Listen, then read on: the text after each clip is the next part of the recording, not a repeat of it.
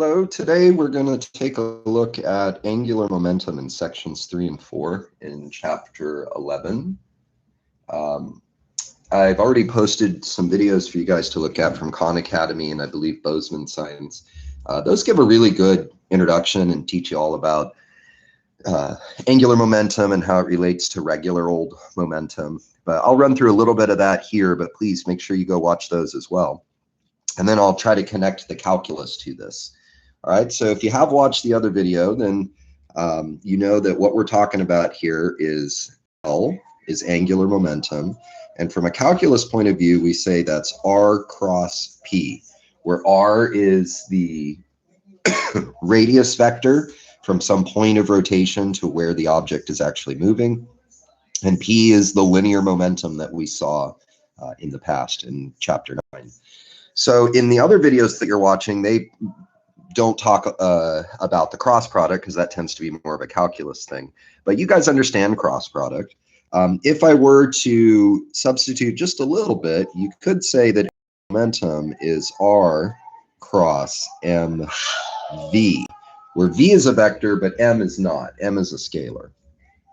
Okay, so if we were to look at this from more of a scalar point of view, we could say that the angular momentum magnitude would be RP sine of the angle between R and P. But typically what you're going to use, this V will be perpendicular to the radius. In essence, this velocity will be the linear tangential velocity of something moving in a circle in most cases. There is some special cases that I'll show you later.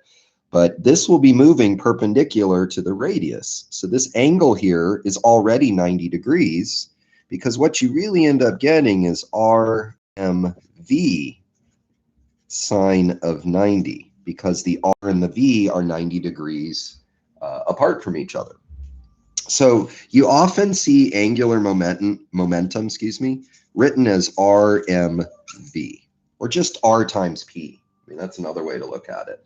So this would be more of the calculus way of thinking about it, and this is the kind of very scalar algebraic way of looking at it.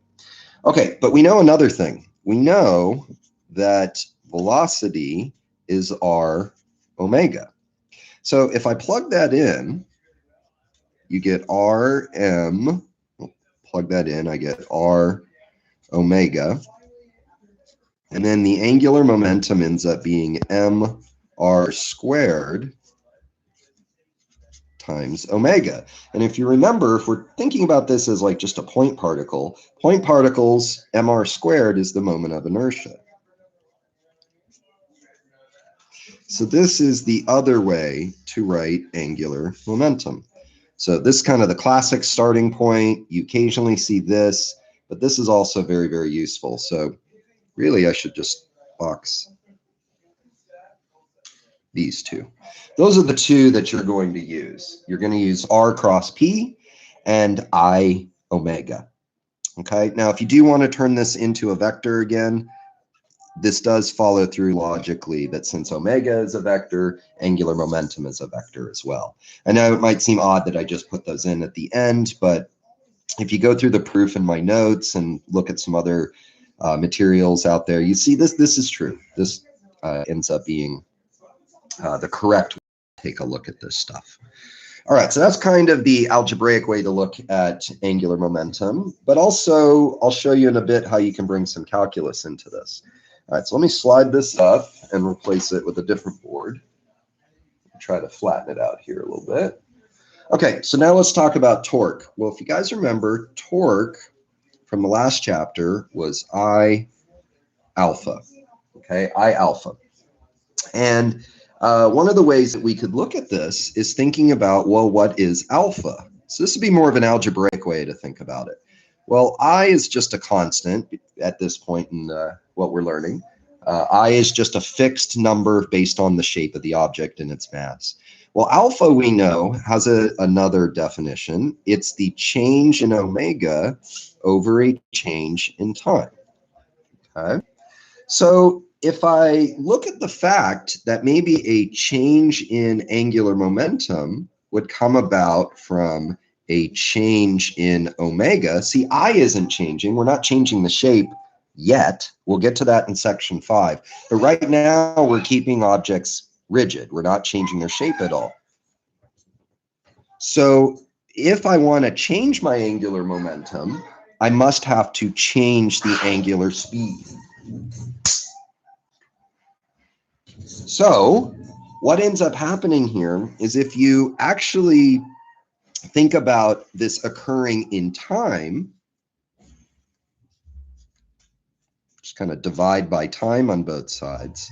Well, omega, change in omega over change in time gives me alpha, and the change in angular momentum with respect to time, well, wait a minute, if I times the change in omega over the change in time is torque, what we're seeing here is that torque is the change in angular momentum with respect to time.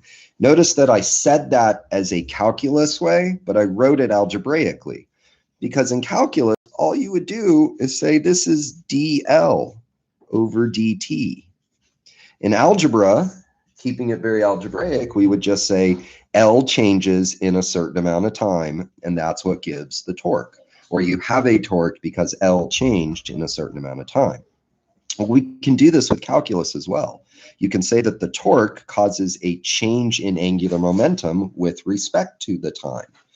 So what this allows us to do is kind of two prongs. If you know the angular momentum before and after some event, and you know the amount of time, you can algebraically get the average torque that was applied.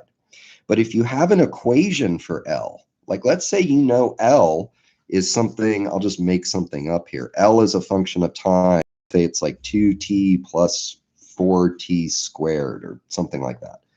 What you could do is take the derivative of this, and now you would have the torque as a function of time. So if I take a quick derivative, let's see, that would be 2 plus 8t.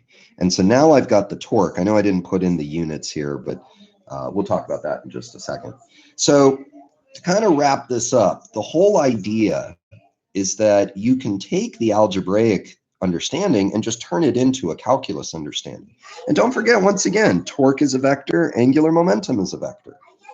Okay, so if you're using it algebraically, you would know finite amounts of angular momentum and time. But if you're doing it more a calculus way, you're going to have angular momentum as a function of time, which you might take a derivative of in order to get the torque as a function of time.